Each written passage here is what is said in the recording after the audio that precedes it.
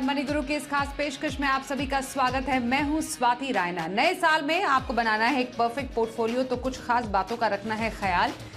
कुछ ऐसे main events जिनको ध्यान में रखते हुए आपको अपनी पोर्टफोलियो प्लानिंग करनी चाहिए, जिससे नए साल में भी किसी भी बाजार की स्थिति में आप अपने लिए एक बेहतरीन मुनाफा कमा सकें और बाजार के इस अनिश्चित काल में बने रहें।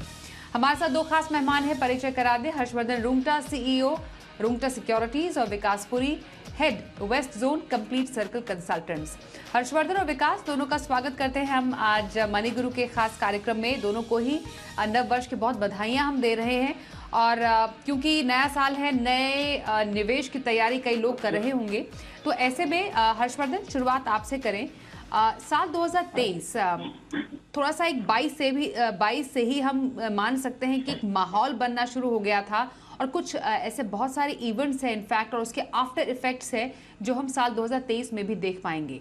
तो बेसिकली नए साल में कौन सी जगहों पर या कौन से इवेंट्स पर रहे नजर?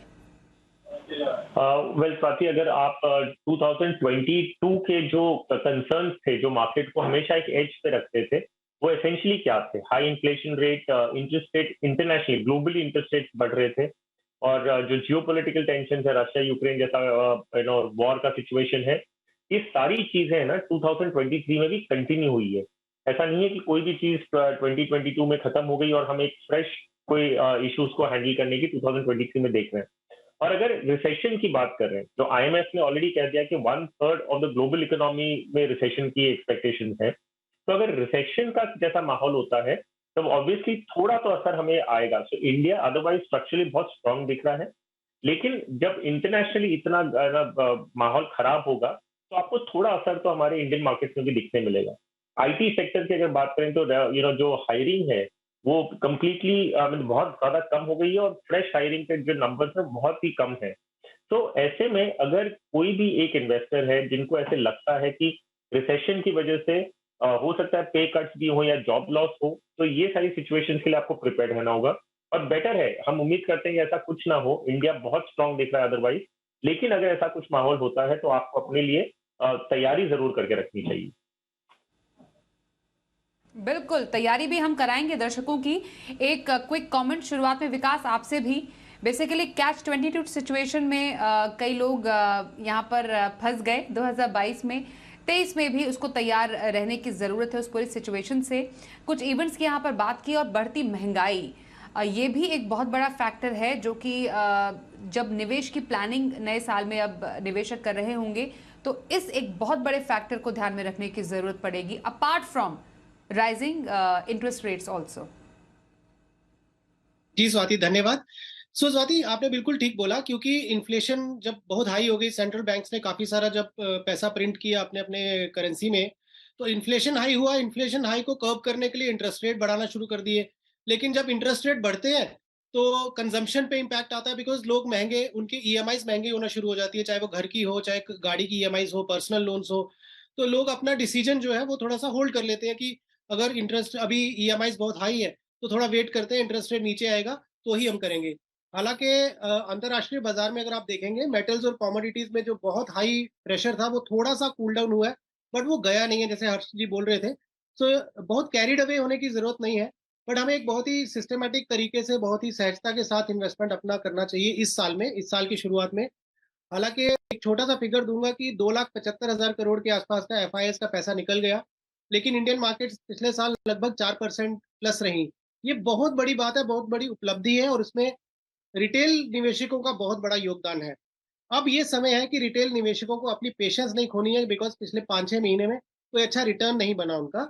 तो ये समय है कि अपना एसआईपी या जो भी आप एक सिस्टमेटिक तरीके से इन्वेस्टमेंट करते हैं उसको कंटिन्यू करिए, कैरिड अवे मत हुई। और धीरे धीरे जैसे आपका ये इन्फ्लेशनरी प्रेशर नीचे आएगा तो सेंट्रल बैंक्स रेट्स को भी कट करेंगी, तब जाके कंजम्पशन थोड़ी सी बूस्ट अप भी हो सकती है। तो इसलिए हम उम्मीद करते हैं कि आगे आने वाला समय थोड़ा सा ठीक होगा। लेकिन आप कोई बोले कि एकदम कैरिड अवे होके और एकदम से आप इन्वेस्ट कर दीजिए, तो वो एक अच्छी स्ट्रैटेजी नहीं होगी। नहीं होगी, बिल्कुल। स्ट्रैटेजी क्या होनी चाहिए, इस पर भी चर्चा की शुरुआत करते हैं। हर्षवर्धन, अब ऐसे भी किसी भी सिचुएशन से पार पाने के लिए कुछ हथियार निवेशकों के पास होते हैं, कह सकते हैं कुछ ऐसी स्ट्रैटेजीज होती हैं जिनको इस्तेमाल करके वो किसी भी नेगेटिव सिचुएशन से निकल पाएं।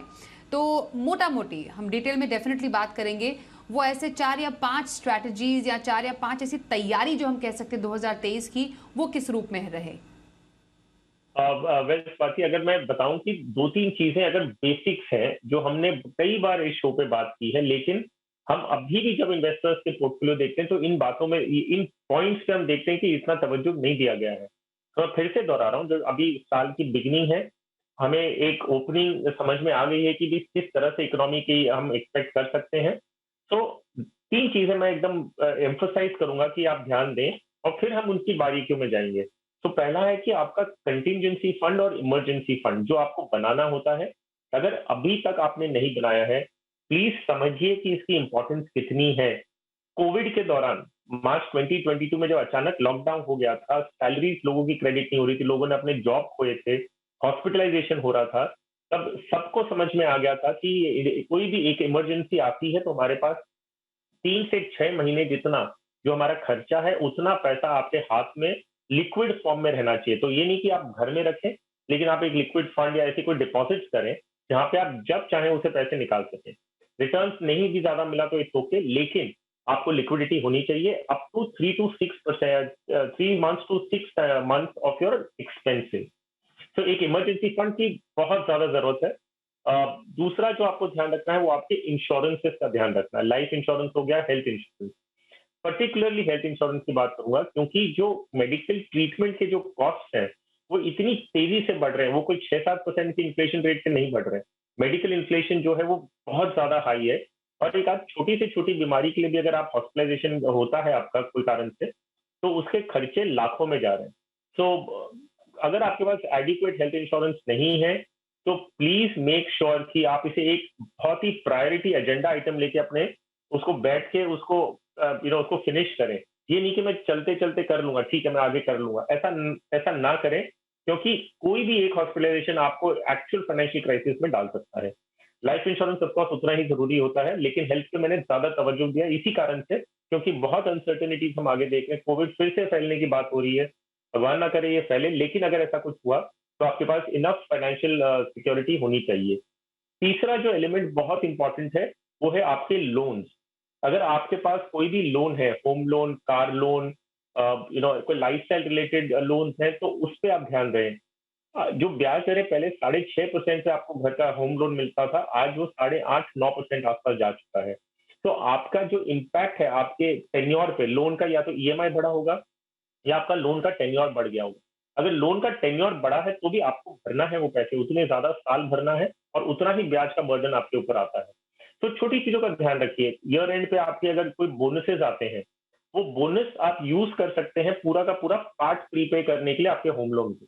अगर आप उसे पार्ट प्रीपे करते हैं तो बहुत ज्यादा आपका जो टेन्योर है उस पर असर आएगा।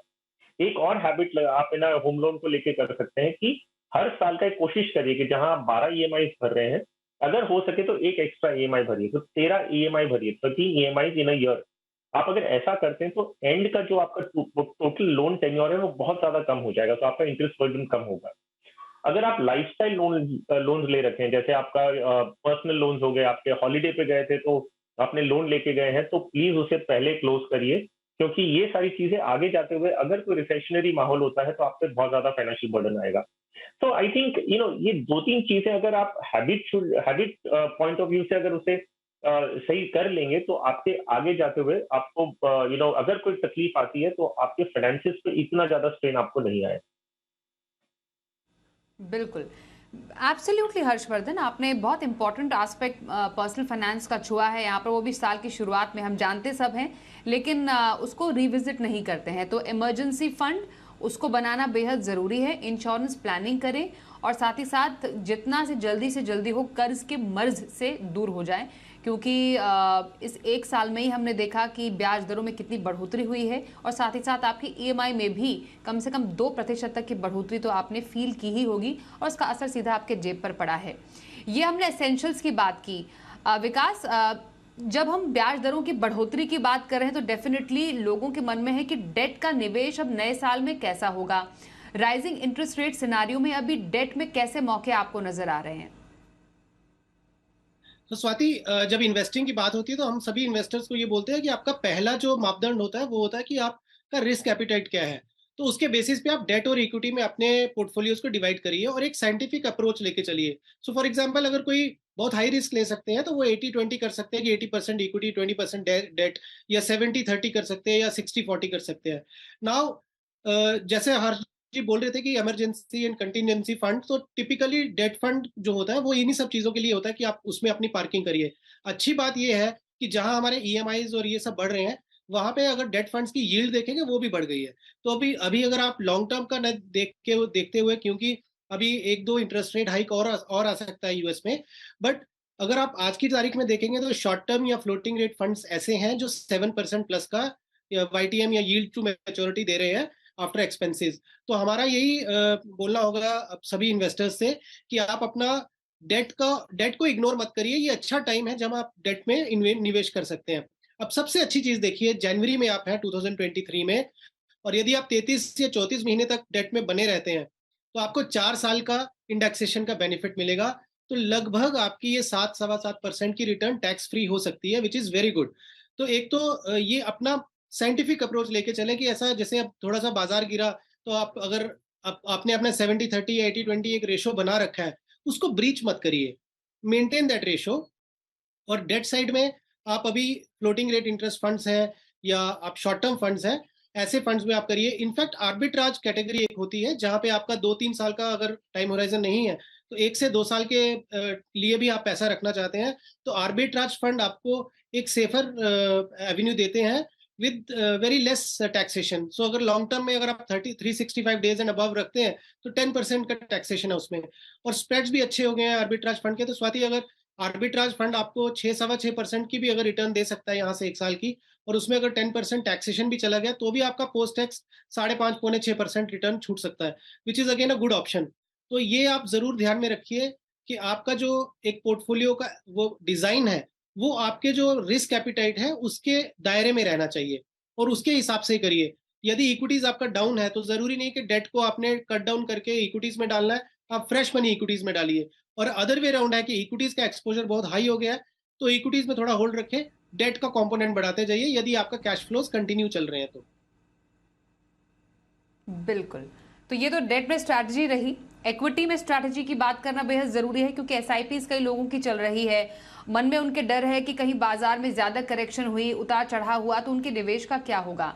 नए साल में इतनी ज्यादा अगर अनसर्टनिटीज की हम बात कर रहे हैं तो इक्विटी में स्ट्रैटेजी कुछ बदलनी चाहिए, हर्षवर्धन? वेल स्वाति, इनफैक्ट मैं आपको एक इंसिडेंट शेयर करूंगा जो आज ही मैंने एक इन्वेस्टर से बात की थी। रिटेल इन्वेस्टर है, तो उन्होंने कहा कि 2-3 महीने से उन्होंने एसआईपी बंद करके रखी क्योंकि मार्केट बहुत हाई था। सो पहली बात, आप अपना एसेट एलोकेशन प्लान जब बनाते हैं, जैसे विकास जी ने कहा कि पहला स्टेप आपका ये है कि एसेट एलोकेशन बनाना है, तो आपने इक्विटी डेट को डिसाइड कर लिया कितना आपका इक्विटी में जाएगा, कितना डेट में जाएगा। अब वो रेशियो से आप बदलाव नहीं करते डिपेंडिंग ऑन मार्केट साइकिल, क्योंकि आपके गोल्स के हिसाब से आपने एसेट एलोकेशन बनाया है।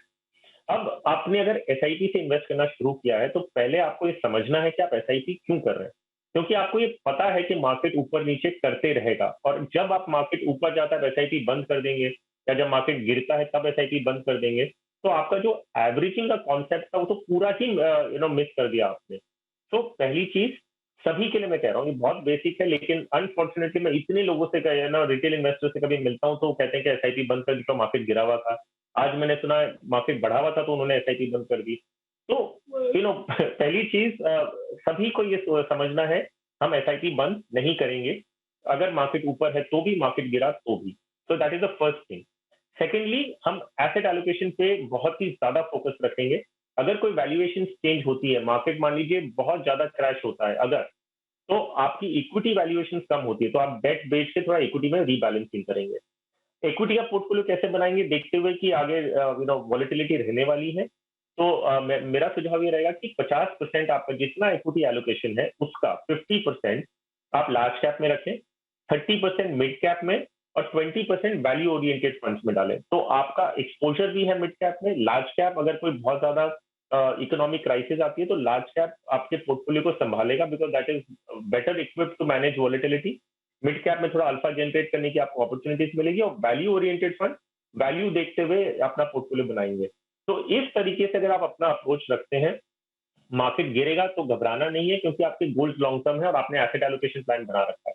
तो आप बने रहें डिसिप्लिन बना के, और मार्केट लेवल से चिंता ना करें, बाकी सारी चीजें अपनी जगह पे होगी, तो आप निश्चिंत होकर अपना इक्विटी पोर्टफोलियो भी मेंटेन कर पाएंगे। कुछ ऐसे फंड्स इक्विटी कैटेगरी से हर्षवर्धन आपकी पसंदीदा? यस, अगर हम लार्ज कैप, मिड कैप और वैल्यू यूनिट इन जो मैंने सेगमेंट्स बताए हैं, अगर उस पर बात करें तो लार्ज कैप में ऑब्वियसली इंडेक्स ओरिएंटेड हमारा अप्रोच रहेगा, तो उसमें ABSL Nifty 50 equal weight index fund ये एक ऑप्शन है। और अगर आप रेगुलर स्टैंडर्ड इंडेक्स लेना चाहते हैं जो इंडेक्स को रेप्लिकेट करें, नॉट इक्वल वेट, तो HDFC, S&P, BSE Sensex index fund, ये लार्ज कैप कैटेगरी का हो गया। मिड कैप में मैं आपको दोनों ऑप्शंस दे रहा हूँ, एक एक्टिव और एक पैसिव। तो कोटक इमर्जिंग इक्विटी फंड ये होगा एक actively manage mid cap fund, और Nippon India Nifty mid cap 150 index fund ये है पैसिव, जो पूरा का पूरा 150 इंडेक्स को रेप्लिकेट करता है। अगर हम वैल्यू ओरिएंटेड सीरीज की बात करें तो आईसीआईसीआई वैल्यू डिस्कवरी फंड ये एक चॉइस है जो इन्वेस्टर्स कंसिडर कर सकते हैं। बात करते हैं अब सिस्टमैटिक ट्रांसफर प्लान की, और कैसे काम करता है बाजार के उतार चढ़ाव में, ये क्या आपको ये स्ट्रैटेजी नए साल में अपनानी चाहिए। हमारे साथ बने हुए हैं खास मेहमान हर्षवर्धन रुंगटा और विकास पुरी। विकास, सिस्टमैटिक ट्रांसफर प्लान, कई बार ऐसा कहा जाता है कि बाजार में अगर थोड़ा बहुत उथल पुथल है तो आप एसटीपी के जरिए निवेश करें, आपको फायदा होगा। इसलिए ये मैं समझना चाहती हूँ आपसे कि उतार चढ़ाव भरे बाजार में एसटीपी कैसे काम करता है। एक थोड़ा सा और सिंप्लीफाई करते हैं इन्वेस्टर्स के लिए कि सिप जो होती है वो होती है कि आप एक सिस्टमेटिकली इन्वेस्ट कर रहे हैं, जो आपका पैसा बैंक अकाउंट में वहां से ट्रांसफर होकर फंड में जा रहा है हर महीने। सिस्टमेटिक ट्रांसफर प्लान कब यूज में आता है कि जब आपके पास में लमसम पैसा पड़ा हुआ है और वो पैसा आप अपने बैंक अकाउंट में ना रख के किसी भी म्यूचुअल फंड के जो आप स्कीम्स में इन्वेस्ट करना चाहते हो उनके लिक्विड या ultra short term fund categories होती हैं, उसमें आप पार्क कर दीजिए। तो आपका जो लिक्विड फंड या अल्ट्रा शॉर्ट टर्म फंड्स है वो आपको सेविंग्स अकाउंट से थोड़ा अधिक रिटर्न दे देंगे। सबसे पहले तो वो हो गया। फिर वहां से वो जो फंड है आप उसके टारगेट जो आपका इक्विटी फंड है उसमें आप उसको सिस्टमेटिकली ट्रांसफर करिए। वो सिस्टमेटिक ट्रांसफर वीकली भी हो सकता है और मंथली भी हो सकता है।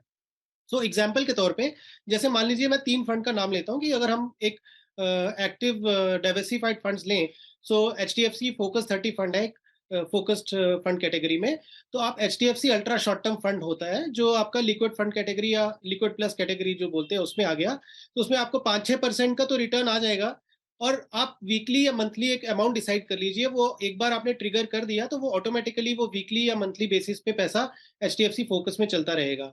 या जैसे वैल्यू फंड की बात की तो SBI contra is also good fund. तो SBI ultra short duration fund में वो लमसम डाल दिया। तो मान लीजिए किसी के पास 1 लाख रुपया है तो SBI ultra short duration fund में वो 1 लाख रुपया डाल दिया, और ये डिसाइड किया कि मुझे वो 6 महीने में एग्जॉस्ट करके एसबीआई कॉन्ट्रा में डालना है। तो आप उतने वीक्स का अगर करना चाहते हैं तो वीक्स में डिवाइड करके तो हर वीक वो पैसा थोड़ा थोड़ा थोड़ा थोड़ा उसमें जाता रहेगा। तो गुड पार्ट इज कि वो जितनी भी मार्केट की वोलेटिलिटी होती है वो उसको एब्जॉर्ब करने में हेल्प करता है, एवरेजिंग ऑफ यूनिट्स हो जाता है। थर्ड क्या है कि मान लीजिए 6 महीने की एसटीपी की और 3 महीने के बाद बाजार कुछ बड़ी गिरावट दिखा गया, जहां पे 15% का या 10-15% का गिरावट हो गया। आपको 6 महीने तक वेट करने की जरूरत नहीं है। आप थोड़ा सा लमसम पैसा जो है वो अपना स्विच भी कर सकते हैं। तो एसटीपी भी आपकी चल रही है, आप स्विच भी कर रहे हैं, तो जरूरी नहीं है कि 6 महीने तक ही वेट करना है। हो सकता है कि आपका 4-4.5 महीने में पूरा पैसा डिप्लॉय हो जाए आपके टारगेटेड इक्विटी फंड में। तो एसटीपी एक बहुत अच्छा टूल है जहां पे आपके पास लमसम पैसा पड़ा है, आप अपने बैंक अकाउंट में रखेंगे, you will tend to spend. उससे अच्छा आप एक अल्ट्रा शॉर्ट टर्म फंड में पार्क कर दीजिए उसी फंड हाउस के जिसमें आपको इन्वेस्ट करना है। और हर एक फंड हाउस के पास में लिक्विड फंड या ultra short term fund category के फंड्स होते हैं, उसमें पार्क करके आप वीकली या monthly STP, we will recommend कि आप वीकली एसटीपी करिए। अमाउंट को इस तरीके से करिए कि आप 4 या 5 महीने में उसको, अब जैसे बजट एक इवेंट आ रहा है या कोई ग्लोबल जो वॉलेटिलिटी चल रही है उसको केटर करने के लिए अगर आपको लगता है कि अभी कॉन्फिडेंस लेवल उतना अच्छा नहीं है तो 4 से 5 महीने का एसटीपी कर दीजिए, और बीच में कोई बड़ी गिरावट आई तो स्विच भी कर सकते हैं। ओके, तो ये एक स्ट्रैटेजी है जिसको आप अपना सकते हैं। ये तो हम जब भी अनसर्टनिटी है बाजार में उस पे भी एक स्ट्रैटेजी इसको हम कैरी कर सकते हैं। Harshvardhan, apart from that, retirement के जो करीब हैं लोग, उनके लिए भी एसटीपी कारगर रहती है या कोई और ऐसी ये स्ट्रैटेजी जो बाकी समय में निवेशक अपना पाए?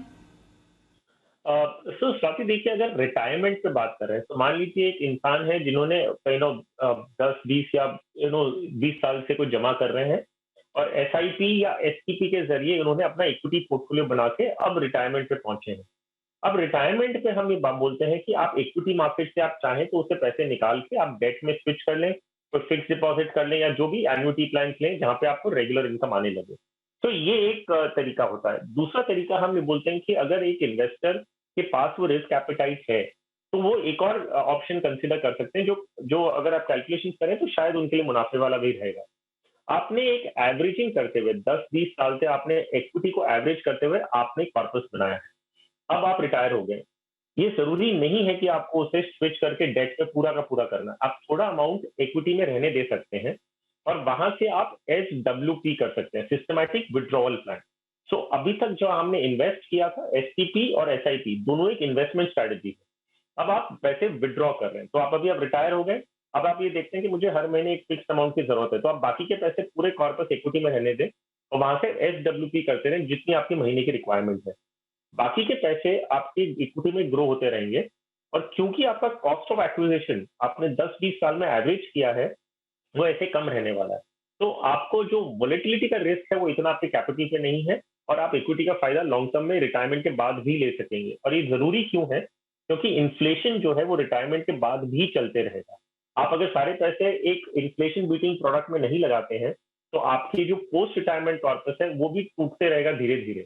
तो आपको हो सकता है रिटायरमेंट के 10 साल बाद कॉर्पस को लेके ना आपको दिक्कत आने लगे। तो रिटायरमेंट के टाइम पे थोड़ा अगर आप स्ट्रैटेजी बनाते हैं, कोई कंसल्ट करके एक अच्छा सा एक ऑप्शन लेते हैं, तो आप इन्फ्लेशन को रिटायरमेंट के बाद ही बीट कर सकते हैं। अगर नहीं है तो आप वो स्टैंडर्ड जो तरीके हैं कि फिक्स डिपॉजिट लगा दो, तो फिर आपके पैसे थोड़ा वो परचेसिंग पावर जो है इन्फ्लेशन को जब बीट नहीं करते हैं तो पैसे की वो परचेसिंग पावर खत्म होती रहती है और इसका असर आपको तुरंत नहीं आएगा रिटायरमेंट के बाद। इसका आपको रिटायरमेंट के 5 या 10 साल बाद आएगा और तब आपके पास कोई ऑप्शन नहीं होता कि आप उसमें टॉप अप कर सकें। तो रिटायरमेंट में थोड़ा केयरफुल रहें, थोड़ा रिस्क लेने की हिम्मत रखें। कैलकुलेटेड रिस्क है, तो ऐसा नहीं कि हम पैसों के साथ रिस्क ले रहे हैं। इट्स जस्ट दैट हम उसे मॉडरेट कर रहे हैं, हम कैलकुलेट कर रहे हैं और ये देख रहे हैं कि हमारा कॉस्ट ऑफ एक्विजिशन जो इतना हमने एडवांटेज लिया है उसका अचानक रिटायरमेंट में जाके हम उसका उसको गिव अप नहीं कर दें।